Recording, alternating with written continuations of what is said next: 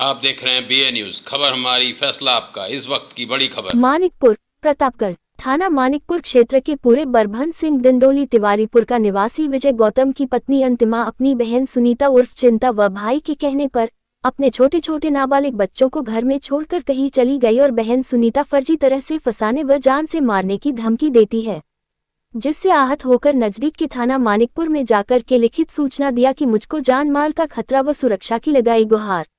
मामला थाना मानिकपुर क्षेत्र दिंडोली का बताया जा रहा है। घर से 4 बच्चों को छोड़ के चली गई। इसकी बहन ने फ़ोन करके बुलाया था।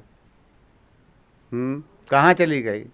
अब ये मुझे कुछ भी पता नहीं है जी। माइको वाले से फ़ोन करके पूछा तो उन लोग फ़ोन उठाने में कतरा रहे थे। फिर फ़ोन उठा तो पूछा तो बोले कि यहाँ नहीं आई। हम काफ़ी देर तक परेशान रहे जी। उसके बाद जी मुझे कोई जानकारियाँ नहीं हैं। आप थाने में संपर्क किए? थाने में जी जब मुझे ये जानकारी हुई कि वो कहीं नहीं गई है तो हम थाने में जा कर के NCR अंतिमा देवी के नाम विजय कुमार के नाम से दे दिया है। जी। जिस इसकी बहन ने जो बुलाया उस जमेठी की रहने वाली नाम सुनीता उर्फ चिंता है। कई तारीख का मैटर है? ये 1 तारीख को और 2 तारीख को यहाँ से गई थी, फिर वापस नहीं आई। ससुराल वाले क्या बोल रहे हैं?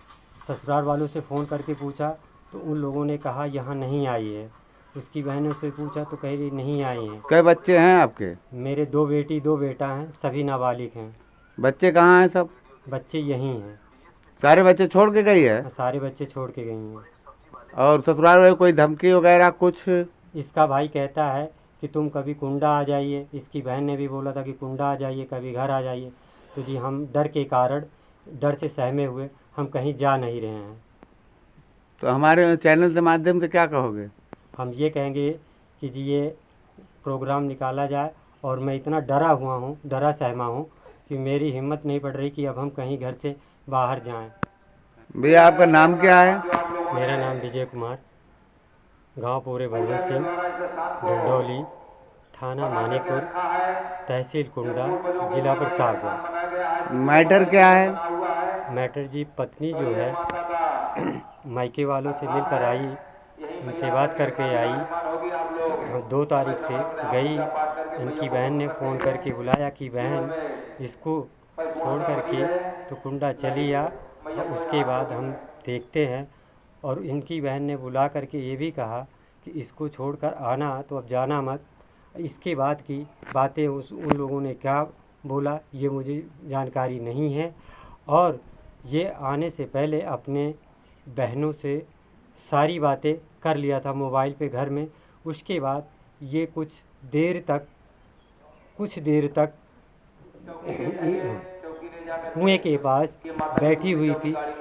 वहाँ बैठ कर के गंदी गंदी बातें बोल रही थी और कह रही थी कि मैं अंदर नहीं जाऊंगी।